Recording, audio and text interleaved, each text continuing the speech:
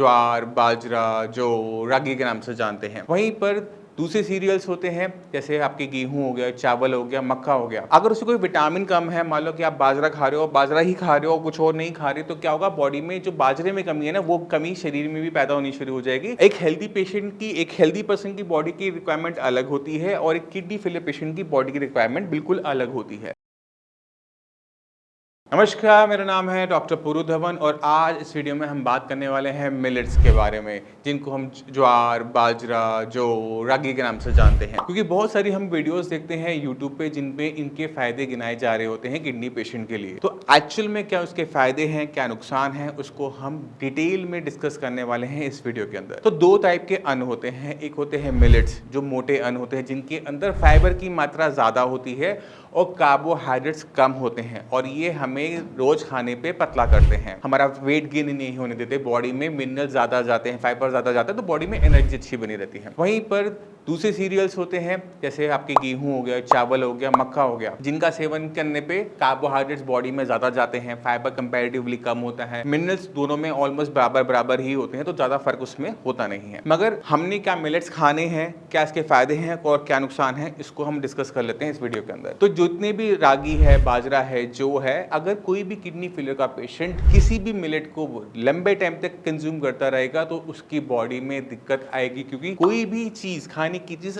पूरी कंप्लीट नहीं होती, कुछ ना कुछ उसमें डेफिशिएंसीज होती हैं। अगर उसमें कोई विटामिन कम है, मान लो कि आप बाजरा खा रहे हो, बाजरा ही खा रहे हो, कुछ और नहीं खा रहे, तो क्या होगा, बॉडी में जो बाजरे में कमी है ना, वो कमी शरीर में भी पैदा होनी शुरू हो जाएगी और पेशेंट के अंदर में दिक्कत देखने को मिलती है। पहली चीज तो कोई भी अन्न आपने कॉन्टिन्यूसली नहीं खाना, बदल बदल के खाओ, कोई दिक्कत नहीं है। दूसरी हमें देखना पड़ता है कि किडनी फेलियर पेशेंट की बॉडी की रिक्वायरमेंट क्या है। एक हेल्दी पेशेंट की, एक हेल्दी पर्सन की बॉडी की रिक्वायरमेंट अलग होती है और एक किडनी फेलियर पेशेंट की बॉडी की रिक्वायरमेंट बिल्कुल अलग होती है। क्योंकि किडनी फेलियर में क्या हो रहा है कि बॉडी में से प्रोटीन लीक आउट हो रहा है यूरिन के रास्ते। अगर अब ये यूरिन के थ्रू प्रोटीन निकलता रहेगा तो बॉडी में क्या होगा, कमी आ जाएगी प्रोटीन की, ब्लड बनना कम हो जाएगा, टोटल प्रोटीन कम हो जाएगा, एल्ब्यूमिन कम हो जाएगा और बॉडी में स्वेलिंग आनी शुरू हो जाएगी। अगर स्वेलिंग आ रही है और वो ऊपर की तरफ जा रही है, पानी भर रहा है पैरों में और लेटने में वो छाती में जा रहा है, तो वहां पर लंग्स कोलैप्स की दिक्कत हमें देखने को मिल जाती है। पेशेंट को अर्जेंट बेसिस पे डायलिसिस भी करवाना पड़ जाता है। तो बॉडी में प्रोटीन को बनाए रखना है, बॉडी को एनर्जी भी देनी है, तो हमने करना क्या है, अब उसको समझ लेते हैं। हमने कोई भी अन्न,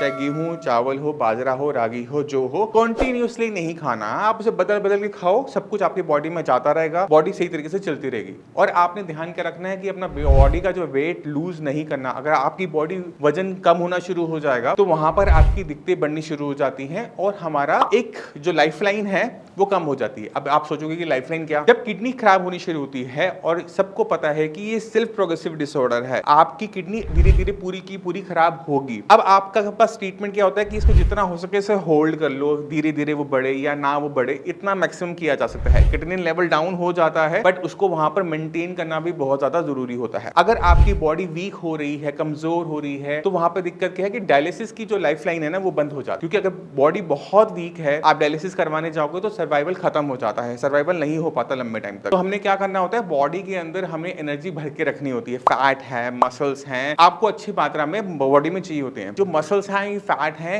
ये एनर्जी के डिपॉजिट्स होते हैं। इन एनर्जी के डिपॉजिट को अपनी बॉडी में मेंटेन करना एक किडनी फेलियर पेशेंट के लिए जरूरी होता है। अगर एक नॉर्मल इंसान के बारे में बात करें, एक नॉर्मल इंसान को अगर उसका वेट जाता है तो उसे वेट लूज करना है, उसके लिए मिलेट्स अच्छे हैं। अगर एक किडनी फेलियर पेशेंट को अपना बॉडी वेट लूज नहीं करना, उसको मेंटेन करना है, तो अगर वो सिर्फ मिलेट डाइट खाएगा तो वो कमजोर होता चला जाएगा। तो इसी वजह से मिलेट्स की जो डाइट है वो कॉन्टिन्यूअस लंबे टाइम तक मत खाओ, बदल बदल के खाते रहो। कभी गेहूं है, कभी चावल है, कभी आपने बाजरा की खिचड़ी बना ली, कभी आपने जौ का दलिया खा लिया। इस तरह से इसको मिक्स करके चलाओगे तो बॉडी अच्छी तरीके से सर्वाइव करती है, आपको मिलेट्स के फायदे भी मिल जाते हैं और सिर्फ मिलेट खाने से जो नुकसान होता है उससे भी आप बच जाते हैं। अपना वेट कॉन्टिन्यूअसली मॉनिटर करो, स्वेलिंग नहीं होनी चाहिए बॉडी में, और आपका जो बॉडी वेट है अगर मेंटेन चल रहा है तो आपकी बॉडी की सर्वाइव करने के चांसेस बहुत ज्यादा बढ़ जाते हैं। अब मैं उम्मीद करता हूँ इस वीडियो से मिलेट्स के फायदे और नुकसान आप दोनों समझ गए होंगे। फिर भी माइंड में कोई भी डाउट है ना तो डॉक्टर्स अवेलेबल हैं, आप कमेंट सेक्शन में कमेंट भी कर सकते हैं और पूछ सकते हैं कि क्या हमें करना चाहिए क्रिएटिनिन को डाउन करने के लिए, यूरिया को डाउन करने के लिए। अगर उस टॉपिक पे वीडियो बनती होगी मैं जरूर बनाऊंगा। कोई भी डाउट है आप मेरे से भी आकर मिल सकते हैं, डॉक्टर की पूरी टीम है अवेलेबल है, उनसे भी आप बात कर सकते हैं। इसी के साथ चलने की आज्ञा दीजिए, मिलते हैं अगली वीडियो में, तब तक के लिए नमस्कार।